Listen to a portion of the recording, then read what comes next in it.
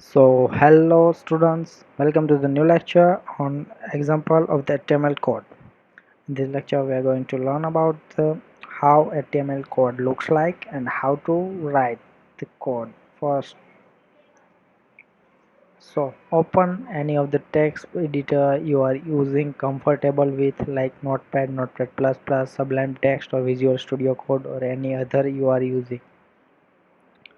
Then save that file as any name you want to assign it, and at the suffix you have to use .html and save it on your desktop or wherever you want to save. Then fill this code showing on the screen in that file and hit save button. And I also attach the file, this code file, in the resources section, so you can also download it from there and can see how the web page looks like.